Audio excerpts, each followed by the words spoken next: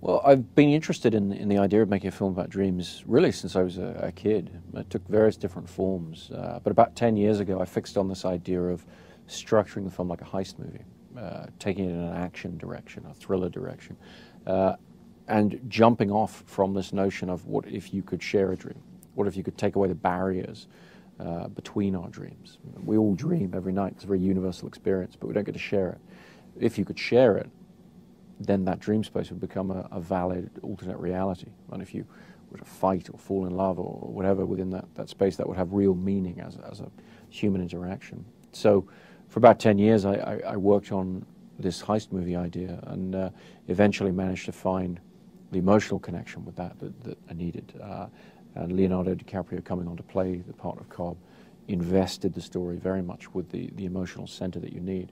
Because when you're dealing with the human mind, when you're dealing with the world of dreams, it's not enough to just have an interesting set of ideas. You really have to have a human connection, an emotional connection for the audience.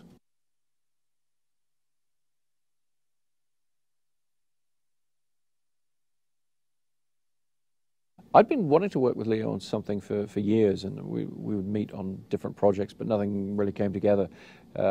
With Inception, I was finally able to convince him, and really what I had to convince him of is that the story needed his talent, not just his charisma, but his incredible acting talent to be able to guide the audience through a complicated world. And what he does and the way he approaches his characterizations is to really try and find the emotional truth of every action that character does and be true to that.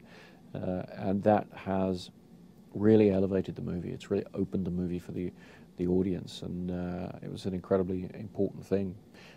Ken Watanabe plays a very interesting character in the film, and I'd worked with him on Batman Begins and found him to be a great pleasure, just a joy to work with. But also when you would see him in dailies, you'd see this incredible iconic presence.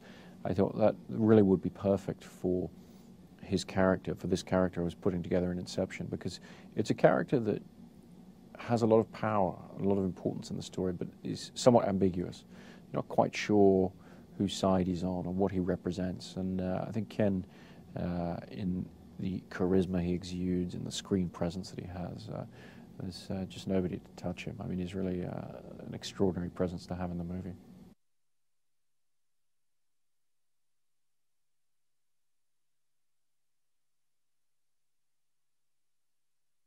On The Dark Knight, we'd shot in 3 different countries, and I enjoyed that process of moving the company around and shooting in real places. So we expanded that. We went to twice the number. We went to 6 countries in this film, and we did it, and we photographed as much as possible in camera on real locations, specifically for the reason that the idea behind Inception is that dreams feel real while we're in them. And so the portrayal of dreams in the film had to be realistic. It had to feel to the audience. It had to have the textures of everyday life, of reality, in order for us to invest in these alternate realities. And so it was very important that when we were using visual effects, we were using them for what they're best at, which is enhancing things that we've shot in camera.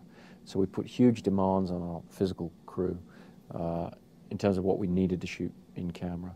But these were a lot of these guys I'd worked with on the Batman films, and they were really up for an amazing set of challenges, and they rose to it at every turn and did some things that I just found extraordinary to watch.